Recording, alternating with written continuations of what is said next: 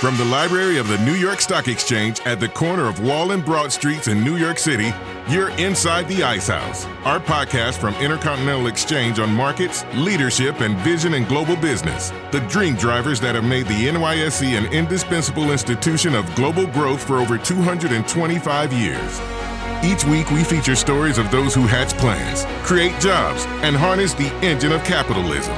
Right here, right now at the NYSE and at ICE's exchanges and clearinghouses around the world.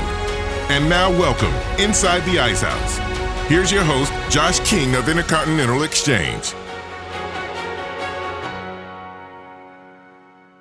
Over the course of our 317 episodes of Inside the Ice House so far, we've sort of settled into a rhythm of releasing one show a week at the beginning of the week. Most recently, our talk we put out a few days ago with Hall of Fame quarterback and now ESPN broadcaster Troy Aikman.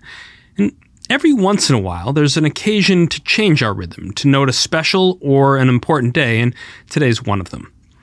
Later on this afternoon, from the Bell Podium of the New York Stock Exchange, I'll have the privilege of hosting the Tunnel to Towers Foundation to ring the closing bell September 9th today, the last moment of trading before we mark the 21st anniversary of the attack on the World Trade Center, the Pentagon, and the downing of United Airlines Flight 93 over Shanksville, Pennsylvania. Yep, it's hard to believe. It's been a full 2 decades plus a year since 2,996 people lost their lives, including beloved members of our NYSE community, and more than 6,000 people injured in the terrorist attack that drove us into mourning and changed our country and the world in profound ways that we still feel today. On that day, New York firefighter Stephen Siller, who was assigned to Brooklyn's Squad 1, had just finished his shift and was on his way to play golf with his brothers when he got word over his scanner of a plane hitting the North Tower. Hearing this, Stephen called his wife Sally and asked her to tell his brothers that he'd catch up with them later. He returned to Squad 1 to get his gear. Stephen drove his truck to the entrance of the Brooklyn Battery Tunnel, but it had already been closed for security purposes. And determined to carry out his duty, he strapped 60 pounds of gear onto his back and raced on foot through the tunnel to the Twin Towers, where he gave up his life while saving others.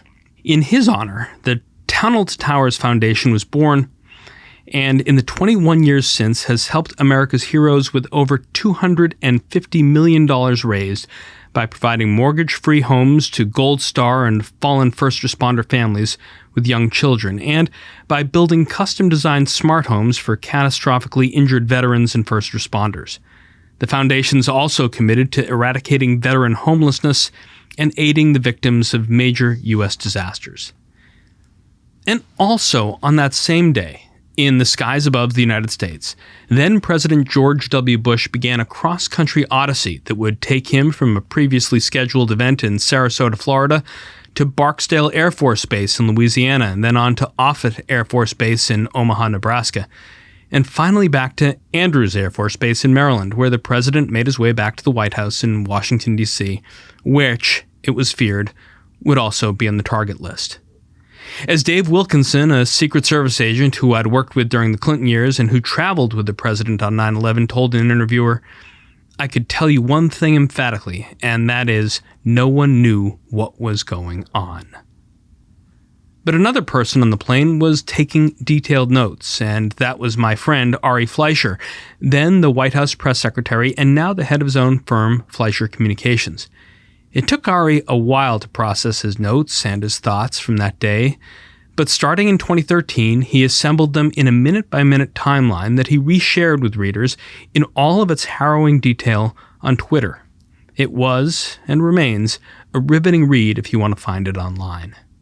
Every year that followed, through 2020, Ari painstakingly repeated the ritual, helping readers relive and understand, in a deeper way, the uncertainty and resolve that President Bush and fellow passengers like Dave Wilkinson and Ari felt on that day. On the 20th year, 2021, Ari stopped the practice, not to rest, but to pay respects, along with President Bush and others, to the fallen. As he told us on this week's episode, he's putting that Twitter thread to bed, for good, to, in one way, close the chapter on this era in our history, now the subject of scholarship, thought, and memory, and less the job of Twitter. As many of us have, Ari's moved on to run his business, to get his kids off to college, and when he has something to say, to write and speak. Most recently in his new book, Suppression, Deception, Snobbery, and Bias: Why the Press Gets So Much Wrong and Just Doesn't Care, which we're going to talk about after we remember one more time what happened on 9/11 and in the pivotal days that followed. Our conversation with Ari, which is paired with an episode we'll release in a few weeks with Liz Smith, focuses on two perspectives on the role that the media plays in our public discourse as we make our way toward the midterm elections in 2 months' time. That's all coming up right after this. Connecting to opportunity is just part of the hustle. Opportunity is using data to create a competitive advantage.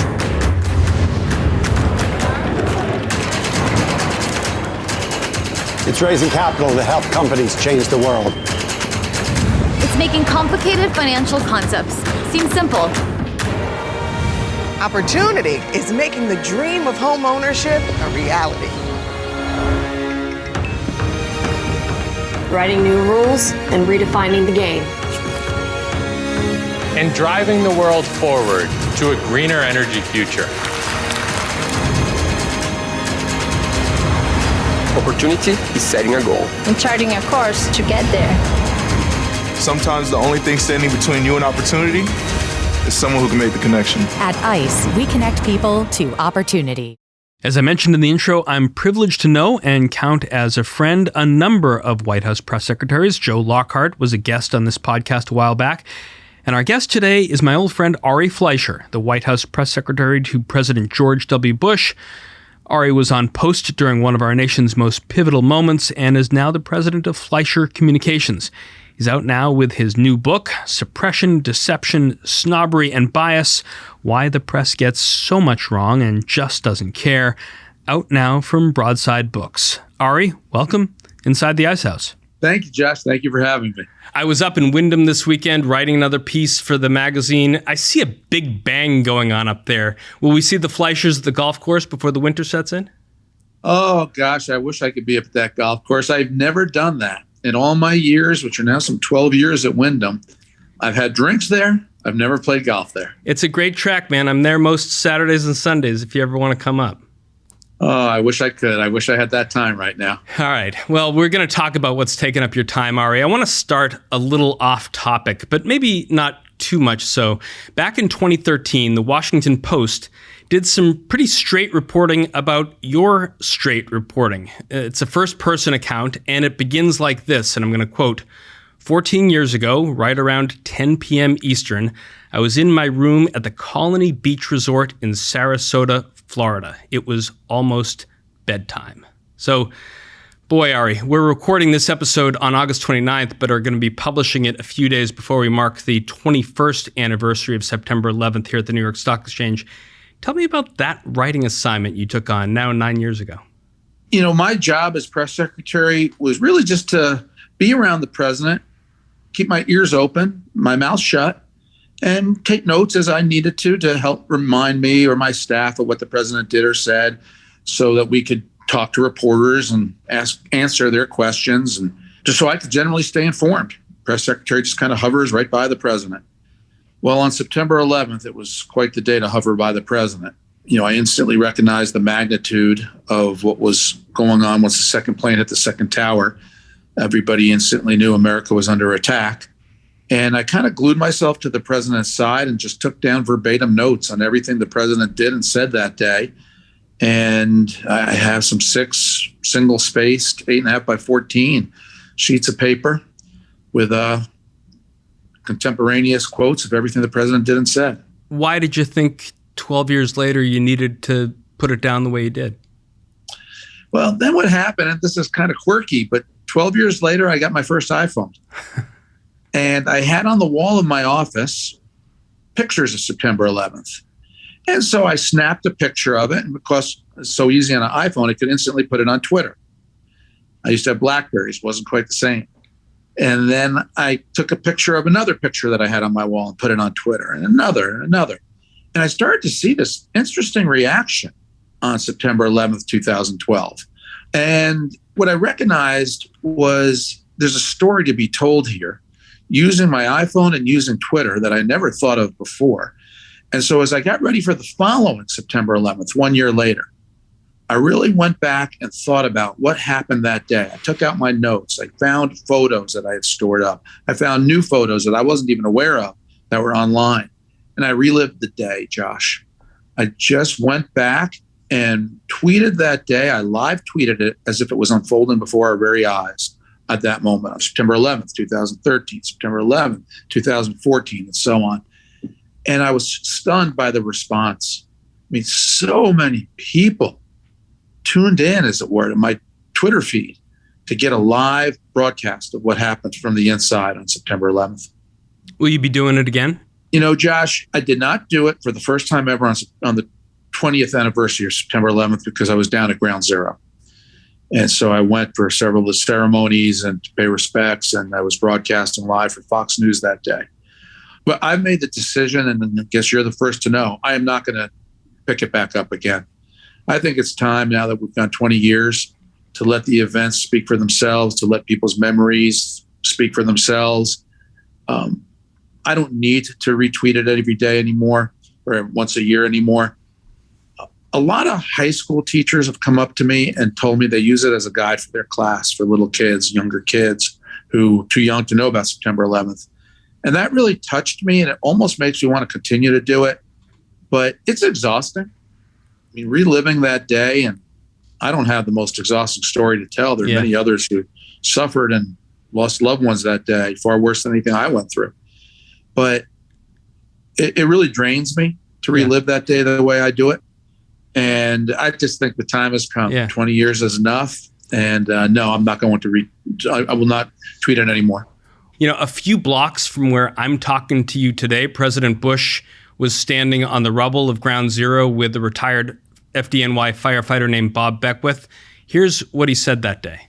That America today is on bended knee in prayer for the people whose lives were lost here, for the workers who work here, for the families who mourn. This nation stands with the good people of New York City and New Jersey and Connecticut as we mourn the loss of thousands of our citizens. I can hear you.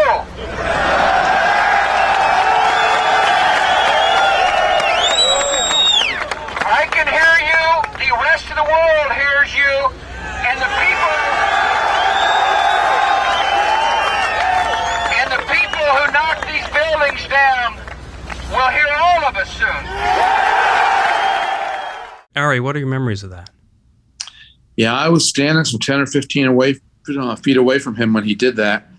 That was an unbelievably spontaneous moment where the president found the right words, but he found the right words because he responded to the rescue workers. As he put it, you could feel the testosterone of those big, burly rescue workers trying to save lives 3 days after the attack.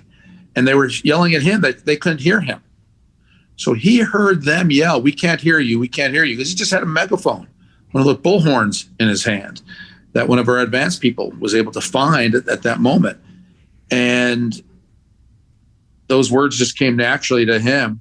Pretty soon, the people who did this will hear from all of us. And that crowd roared. I mean, you could just tell the American people wanted justice.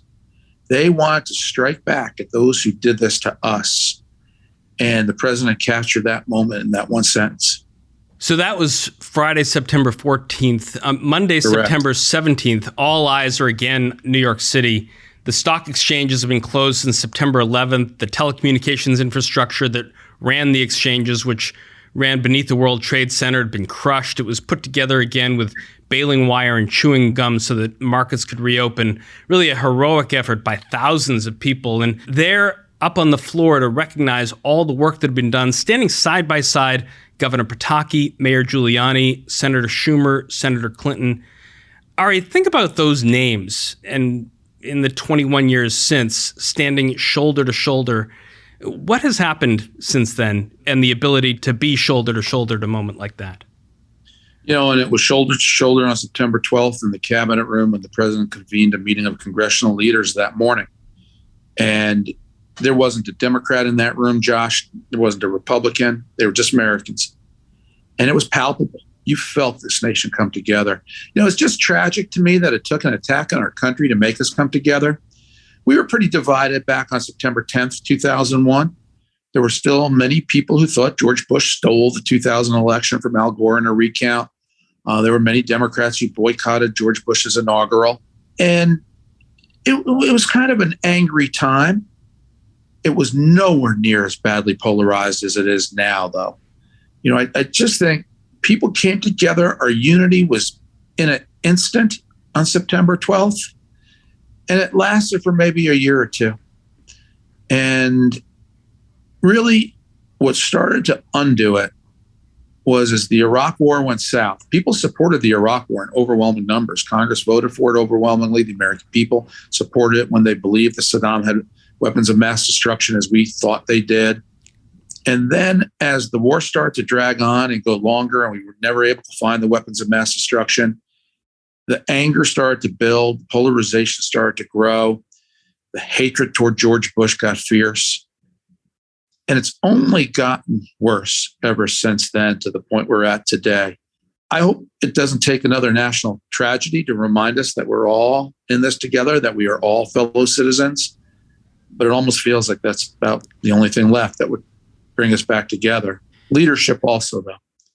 I still believe, Josh, that a leader who actually is able enough and strong enough to govern basically down a center right in my position, maybe center left for others, is going to be the one who's capable of finding that national unity again at the expense of some fringes.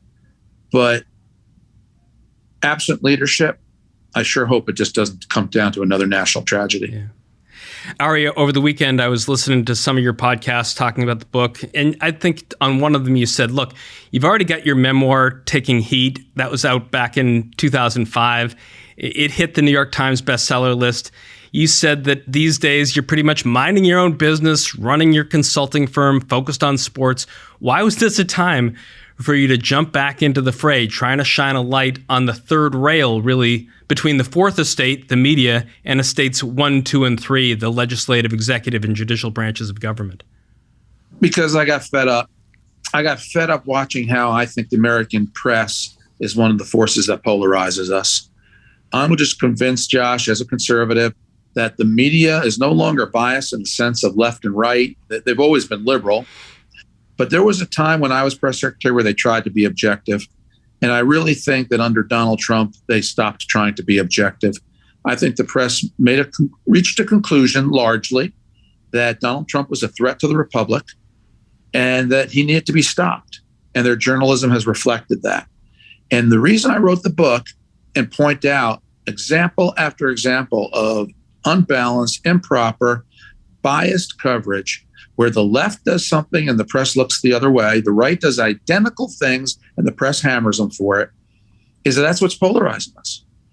And when I saw how they covered collusion, something I never thought there was evidence to support that Trump or his party or his campaign colluded with Russia to hack the DNC or to steal Hillary's emails, when I saw their coverage of the Steele dossier, which they called unverified and unsubstantiated, yet still put it on the front page, I blew the whistle, because that is contributing to the division of America. Trump deserves tough coverage. Every president does. But the press decided to put its finger on the scale, its writing hand on the scale, if not its entire body on the scale. The mainstream media did. And my book blows the whistle on how America is hurt when the press is no longer neutral and down the middle.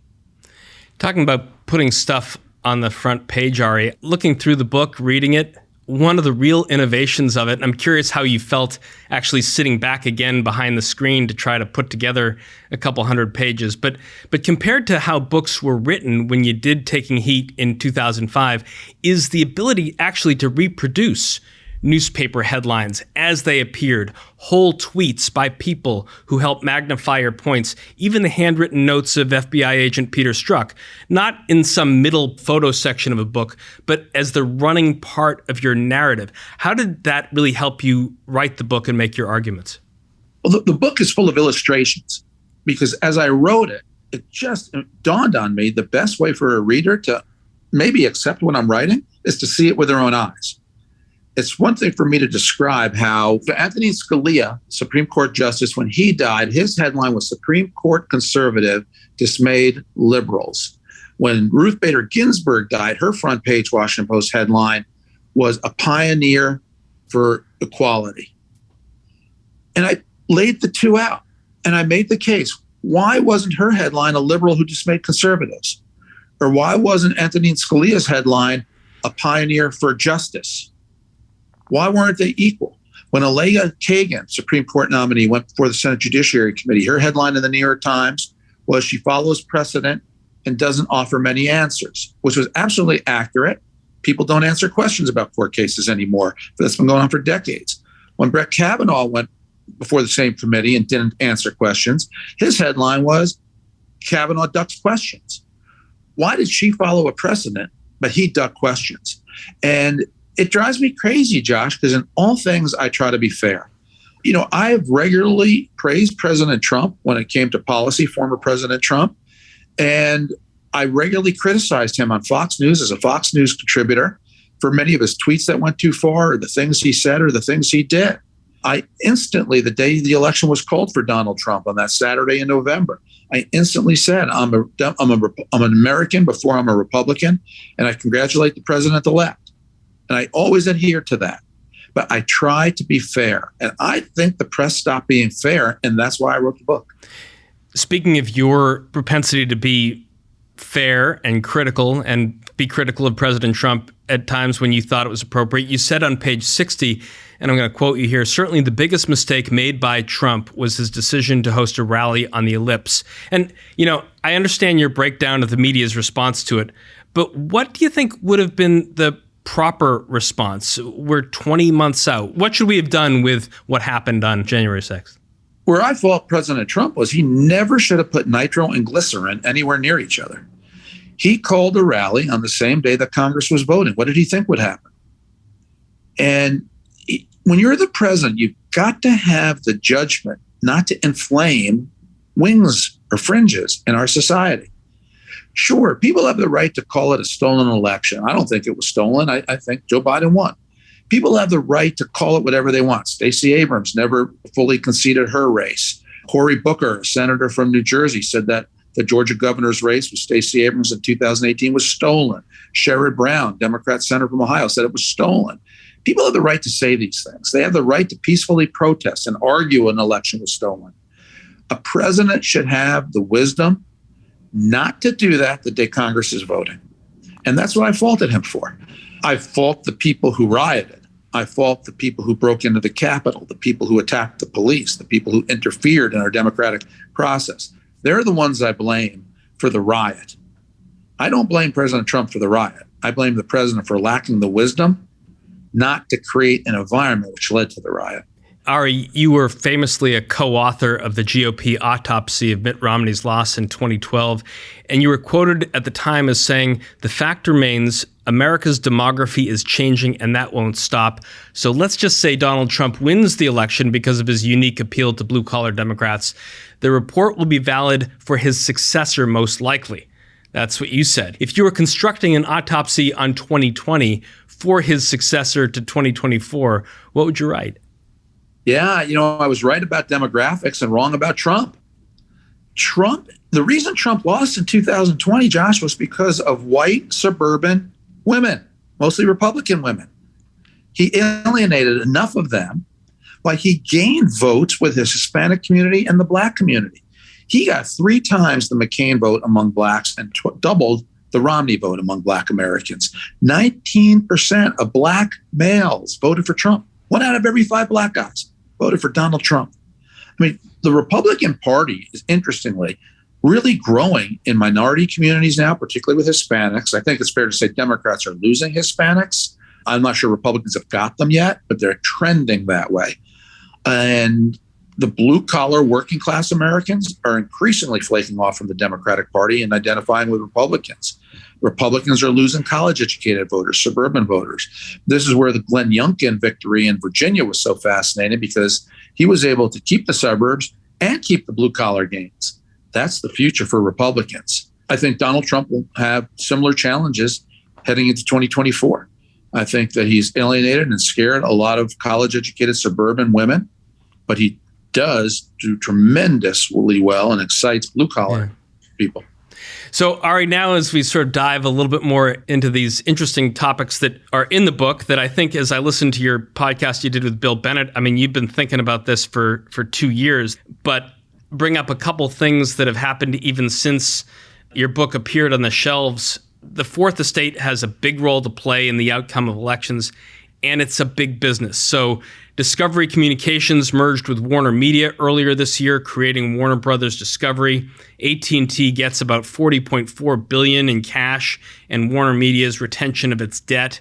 It was, as Joe Biden might have whispered in Barack Obama's ear, a big effing deal. So it meant, as that transaction closed, that ownership of CNN went from AT&T to a company with an independent director, Dr. John C. Malone. So first, Andrew Cuomo leaves CNN, then Jeff Zucker and Alison Gollust, and now Jeffrey Toobin and Brian Stelter. Read those tea leaves for me.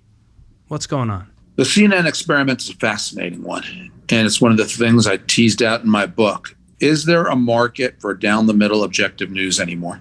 Or are we so polarized that we just want to enjoy our comfort food and go into our corners and just hear identical type of reporting that matches our thinking?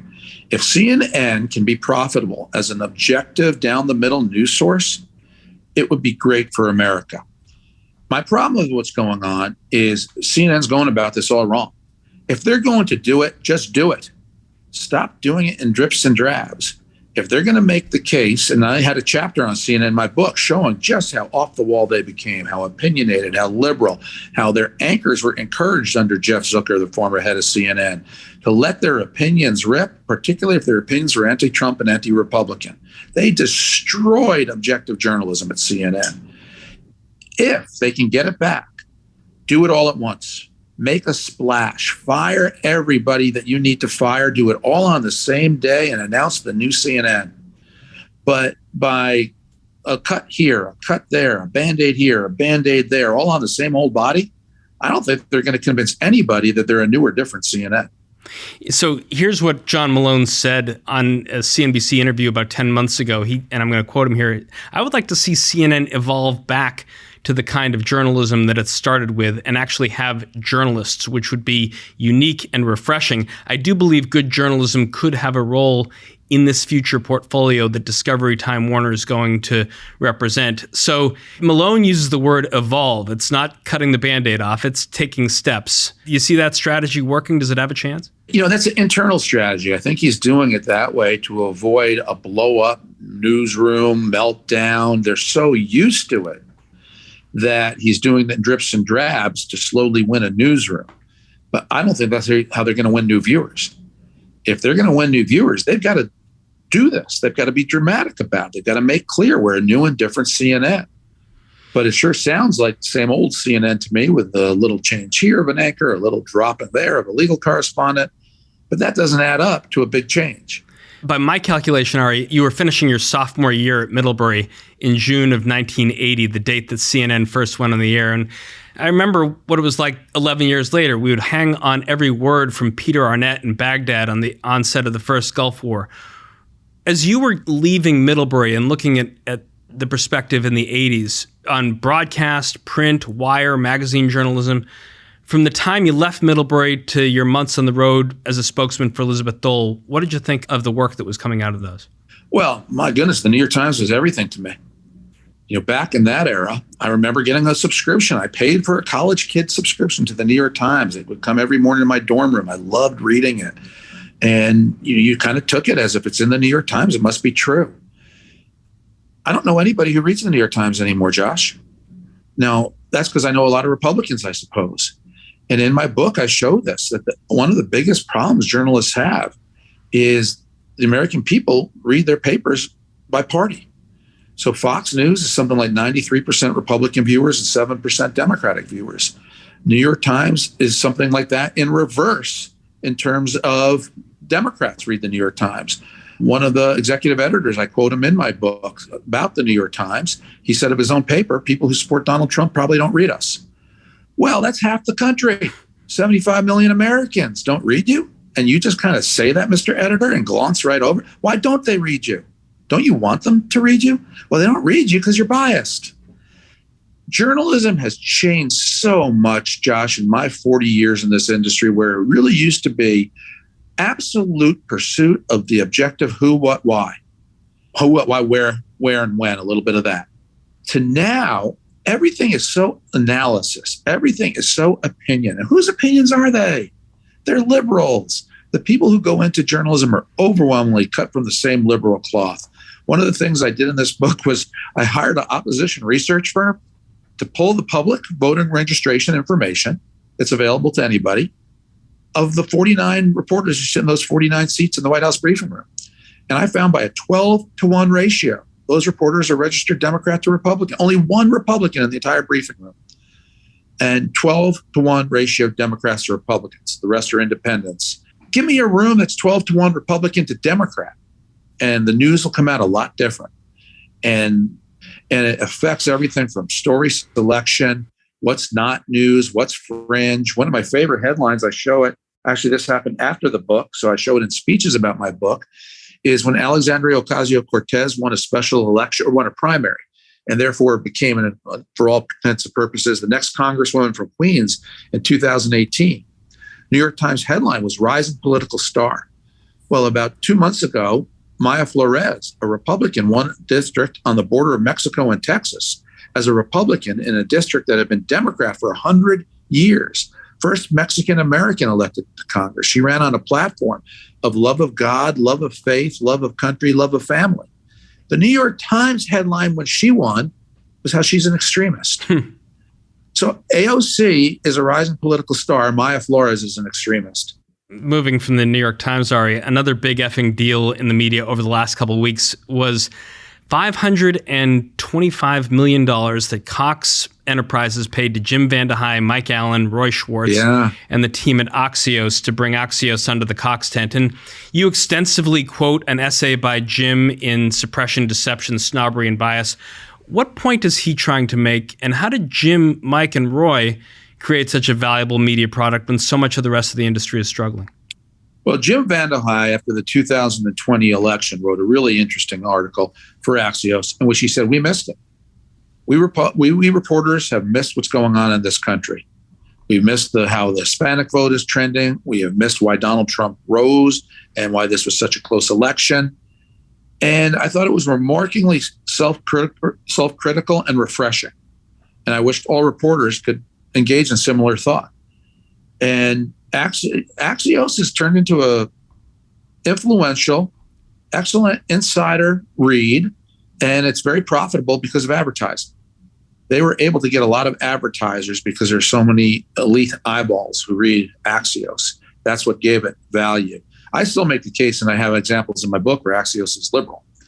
One of the pictures I use in my book is a headline in Axios showing the celebrations in the street when Joe Biden was declared the victor. And it was something along the lines of a nation celebrates. And then 11 hours later, there was a football game in Notre Dame where Notre Dame upset Clemson and college football fans poured onto the field. Same day, 11 hours later. And the Axios headline was Party Amid the Pandemic. So it's okay to celebrate for Joe Biden, but if you do on a college football field on the exact same day, Axios turns back into a COVID scold. But congratulations to those guys. They found a formula to make money. I don't object to anybody's making money. And they're one of the few journalist endeavors that really is profitable.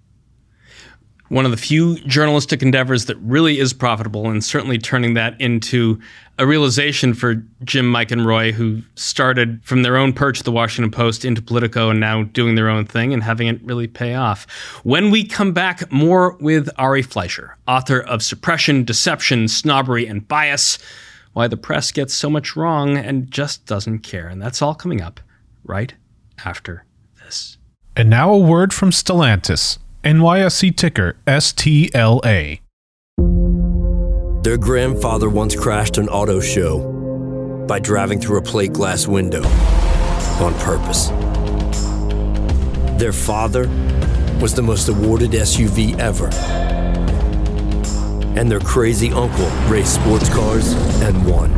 And while the blood of their relatives still runs true, none of them can do what these can. Introducing the next generation of Jeep Grand Cherokee.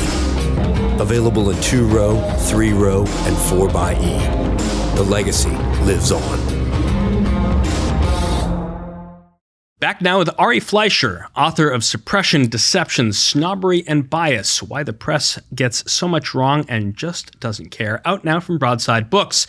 Ari, before the break, we were talking about your memories of 9/11, memories of the time when CNN was our eyes and ears in the world, and what the future might have in store for it under new ownership. So let's dig now into some of the other media models and theses of your book. One company not listed on the NYSE is MyPillow. Now, I don't watch Fox News in prime time, but I also don't watch CNN or MSNBC in prime time either. I keep CNBC on during the day and consume most of my news from print or podcast.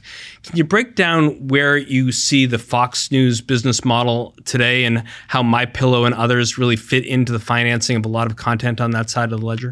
Yeah, in terms of Fox News, and I write about this in my book, I disclose, of course, that I'm a Fox News contributor. And as you know, I used to be a CNN contributor, so I kind of had inside views to both places. Although as a contributor, you really don't know a whole lot. You just do your hits on the air, and that's what you do. But conservative media is booming, Josh. Fox's ratings, Fox's viewership for both its daytime news shows, its nighttime opinion shows is booming at a time when CNN and MSNBC are shedding viewers in the post-Trump world, where people can't get their daily anger at Donald Trump because he's kind of faded, at least until recently.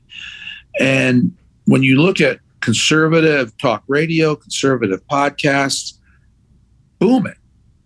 Print outlets are now, you call them, internet outlets, Daily Wire, Daily Examiner, things of that nature are really doing well. The Federalist, they're really doing well. These are places conservatives go to get their news.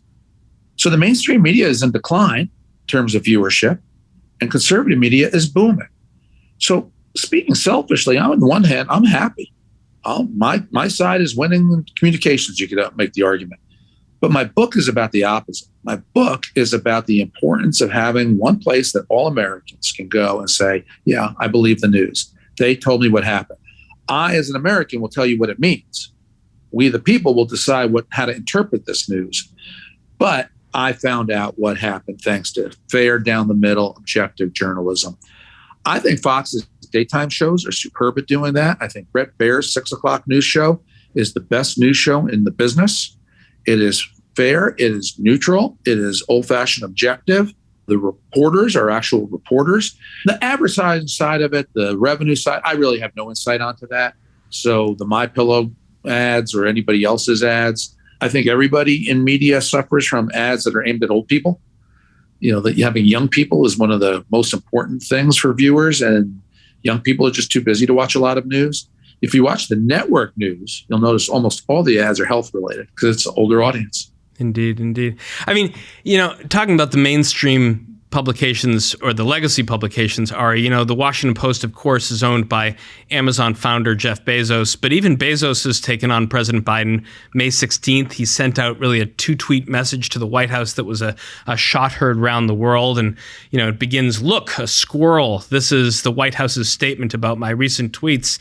They understandably want to muddy the topic." And he finishes, "They failed, but if they had succeeded, inflation would have been higher than it is today. And inflation today is at a 40-year high." False flag operation, Ari, a cautionary tale, or can an owner have independent views of his paper's headline writers? Yeah, from my experience, owners really have very little to do with what's in the paper. They have to do with writing checks or maintaining the finances of a news organization, supervising it from the biggest picture point of view, which is almost always financial. But it's the working people at the papers. It's the actual editors, the executive editors, the deputy editors, the reporters. That's where the news is made. And that's where newsrooms are still cut from that same liberal cloth. 2 of the vignettes I tell in the book are 2 times I've gone to Columbia Journalism School to do events for future journalists. So they've invited me in. And at the end of each one, 2 classes of 12 students, 22 years apart, I asked them, who did you vote for in the last election? And the vote, 24-0 for the Democrat candidate over the Republican candidate, 24-0. This is journalism's problem. Owners don't influence what's in the paper. Journalists do. Editors do. Top editors do. And that's journalism's original sin. And that's the name of the first chapter in my book, Original Sin. So when I hear an owner say this or that, it really has very little influence on the people inside the newsroom. Talking about what's inside the newsroom or where journalists are doing their work these days, sometimes I wonder, Ari, if, people who write dumb tweets or write bad headlines, are perhaps biased or maybe just really inexperienced, sometimes lazy. But, The Atlantic, unsparing in its criticism of Dianne Feinstein. The article a couple of weeks ago is Dianne Feinstein is the future of the Senate, and that's the problem, by David Graham. Also, my friend Mark Leibovich can be critical of Trump and his enablers in his new book, Thank You for Your Servitude. But a few weeks ago, he comes right out and says in his June 16th piece for The Atlantic, let me put this bluntly, Joe Biden should not run for president in 2024. He is too old. Can we submit that based on kind of the inexperience or laziness sometimes around newer practitioners of the profession, some of the journalism inside in the body copy is pretty sound? Well, don't be fooled. All they're saying is they want a young liberal instead of an old liberal. They're still liberal. So the fact that they're pointing out the obvious, that Joe Biden would make a weak candidate running for president as an 82-year-old man. He's about to turn 80 right here after the midterms, and then he'll be 82 if he runs in 2024. So that's no criticism of Biden's philosophy, what he's trying to do for America. They just want somebody who's better at it. No, those organs are still left-wing organs. Those are the type of organs that right from the start thought Donald Trump was corrupt and should go to jail. And ever since then, they've been waiting for the event that would send him to jail. And any event, any day is, in their opinion, the one that could do it this time. Trump made it easier because Trump is such a bull in a china shop. But I don't think for a second they're going to be fair or neutral to any Republican who could win the White House. They don't think anybody can intellectually vote for Donald Trump. And that's a disdain for half the country I'll never have. Frankly, I have tremendous admiration for Bernie Sanders. When Bernie Sanders, in the course of one of the debates, said that the Boston Marathon bomber should be able to vote from prison, I vehemently disagree with that. But I understood the principal point that Bernie was making, and I admired a man for making such a politically stupid statement that was based on such sound, liberal, old-fashioned ACLU-like thinking. I admire that. I will never hold in disdain people who have principles that I disagree with. I want to beat them. I don't want them to win elections, but I have no disdain. These people have disdain for Trump supporters. Fine, have disdain toward Donald Trump. He's a politician, have it. Don't have disdain for his supporters. Too many Americans do, and too many media outlets do. Ari, you make an important point about the media putting its finger on the scale, and you say, I'm going to quote you here, it moves the needle, it hurts fundraising, depressing the losing side's morale, and creates inaccurate impressions that inform reporters' stories. They are not, as you note, a lot of stories with headlines that go like, race looks dead even, or battleground states could go either way in the run-up toward an election. A question I have as I read the book, though, over the weekend was, where is the voters' agency in all of this? Where is their own responsibility to inform themselves? Today, every rally speech by presidential candidates is instantly available on YouTube. And one of the things Amy and I do, one of our favorite activities as we drive up to Wyndham on Friday nights, is to listen to the full rally speeches. Everything Trump says in an hour and 15 minutes on the stump, everything Biden says in their entirety, you really do get a much deeper sense of their thought process and their theories of the case when you don't listen to the way it's distilled in a story.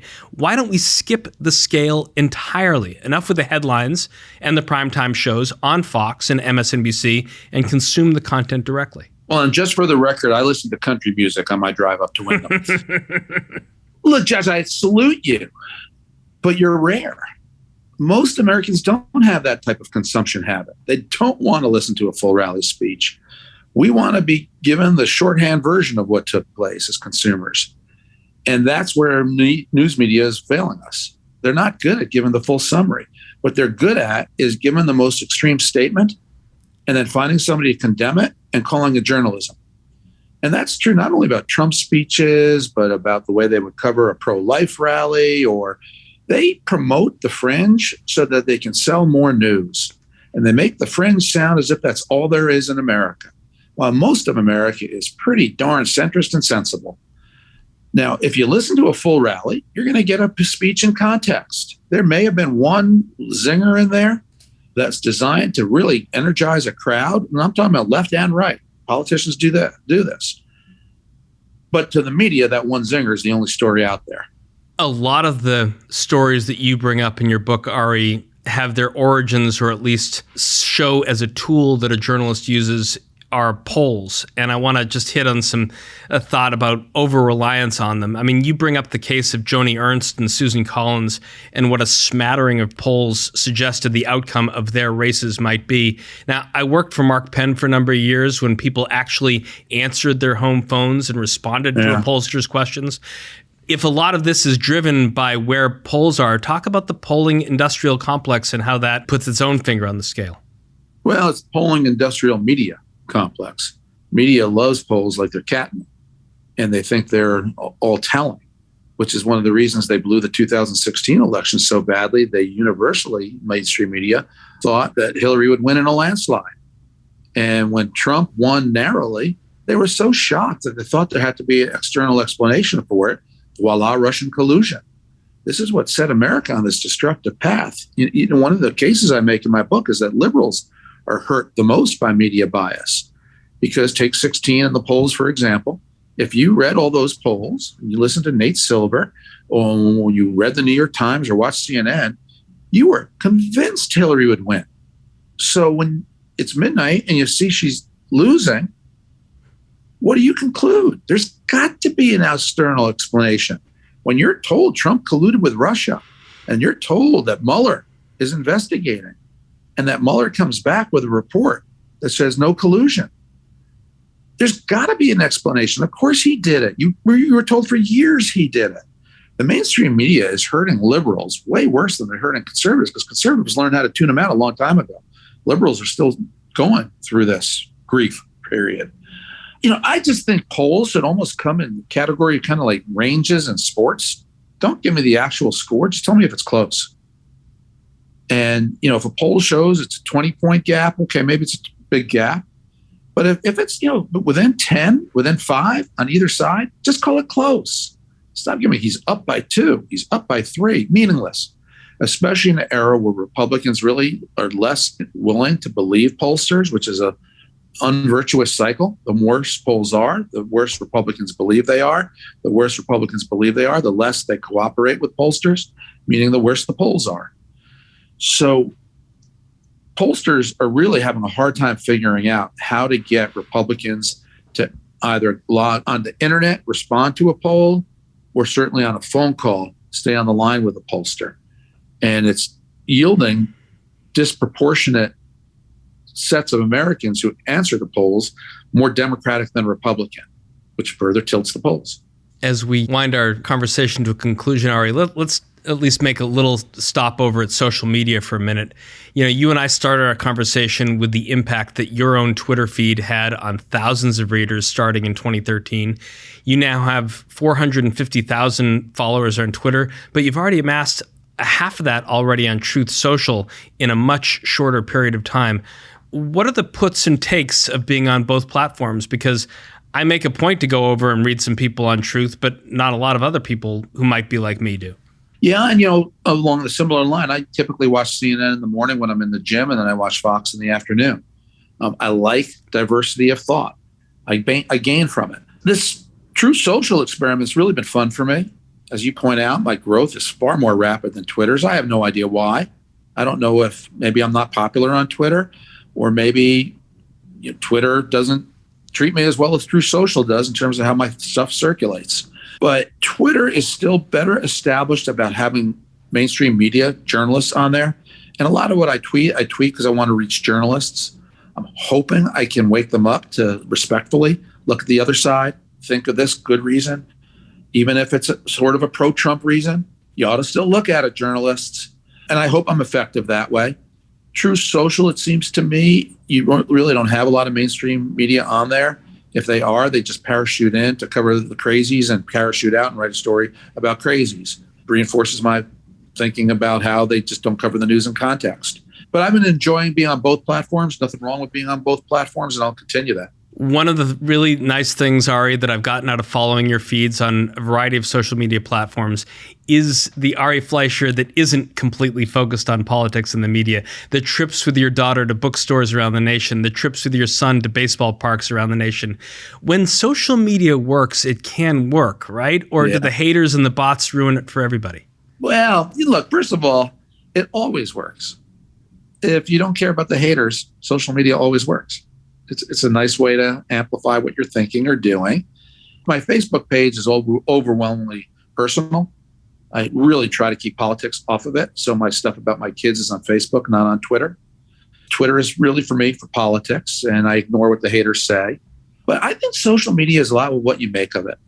If you go onto it to sharpen an argument, to say something, to scroll through and see what constructive critics say about you, you'll gain. If you go on there to fight with people or to let it rip or to swear at people, that's just another destructive use of a day. I won't do that. So I hope I figure out how to crack this code by hopefully being interesting, saying things, scrolling through, accepting good feedback, and thinking again the next day when I wake up. Facebook is great. This will air right before September 11th, but on this day, today in August, I just dropped my daughter off for her freshman year of college.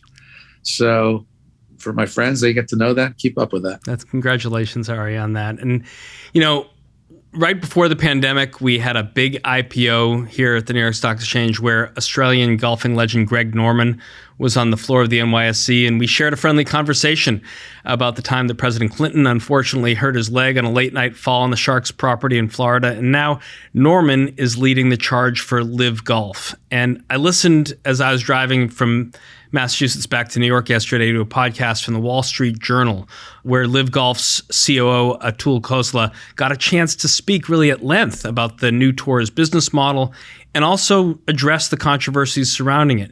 Does the medium of the podcast give people and ideas the opportunity to be heard and flourish, or will ideas like Live continue to be battered? Well, they're separate issues. Podcasts are fascinating, and it's really interesting to me how people do listen. There's a nice niche out there for all kinds of things, whether it's sports or news or book reviews. People like to listen to podcasts as they drive or in different settings and get a deeper dose of something interesting to them. Live Golf has taken the golf world by storm. They're a client of mine, and it's tremendously exciting. It's disruptive of the status quo in golf, but it is great for fans. It's growing the game of golf. It's really going to be international. PGA Tour has reacted by doing everything in its power to shut it down, while meanwhile, professional golfers are the best beneficiaries of competition. Pay for the prize purses for professional golfers is going up in the PGA Tour thanks to Live. So it's a great time to be a golfer and a great time to be a fan, it seems to me. I read a lot of the mainstream or legacy reporting on golf and sports the same way I do in politics. I read a lot of the tweets that people that are watching what's going on at Live. And it makes me wonder as we finish up our conversation and you think about what you wrote in Suppression, Deception, Snobbery, and Bias about political journalism. Does it extend to sports reporting as well? I don't think so. Sports reporting isn't known for its ideology. Political reporting, unfortunately, is now known for its ideology. You could say, well, the Yankee broadcasters are in the tank for the Yankees and the Red Sox broadcasters are in the tank for the Red Sox. But you know what? They still call the balls and strikes pretty accurately. And that's what a sports journalist wants to do at the end of the day is cover the game. Political writers want to be in the game, and it's reflected in their copy. talking about covering the game, Ari, when I see you in person, you're invariably wearing your Miami Dolphins hat. And Mike McDaniel has a tall order this year as head coach of the Fins, trying to put the team's front office issues behind it. We have an episode with Troy Aikman that's about to drop next week. As a guy who spends most of his time focused on sports and not suppression, deception, snobbery, and bias, what are your expectations for the 22-23 season? Well, I think Tyreek Hill got all the possibilities, Dolphins receiver, of shaking things up. Dolphins now have two powerful receivers. I just wish the Dolphins would be 100% supportive of Tua. I don't know how you can have a young quarterback who's got as much promise as he has, and management starts floating all these ideas about we need another quarterback. How is that good for a young guy's growth and development? Get behind the guy and support the guy. And we've been mediocre for so long, Josh. I want a new hat. I want one that at least takes us into the playoffs. A new hat. It's getting a little worn on the fringes, but I look forward to seeing it as soon as I see you in person upstate. Ari, thanks so much for joining us inside the Ice House. Thank you, Josh. That's our conversation for this week. Our guest was Ari Fleischer, author of Suppression, Deception, Snobbery, and Bias: Why the Press Gets So Much Wrong and Just Doesn't Care. Out now from Broadside Books. If you like what you heard, please rate us on iTunes so other folks know where to find us. And if you've got a comment or a question you'd like one of our experts to tackle on a future show, email us at icehouse@ice.com or tweet at us at IceHousePodcast. Our show is produced by Pete Ash with engineering and production assistance from Ken Abel and Ian Wolfe. The head of programming and production for ICE and the NYSC is Marina Stanley, and I'm Josh King, your host, signing off from the library of the New York Stock Exchange. Thanks for listening. Talk to you next week. Information contained in this podcast was obtained in part from publicly available sources and not independently verified. Neither ICE nor its affiliates make any representations or warranties, express or implied, as to the accuracy or completeness of the information, and do not sponsor, approve, or endorse any of the content herein, all of which is presented solely for informational and educational purposes. Nothing herein constitutes an offer to sell, a solicitation of an offer to buy any security, or a recommendation of any security or trading practice. Some portions of the preceding conversation may have been edited for the purpose of length or clarity.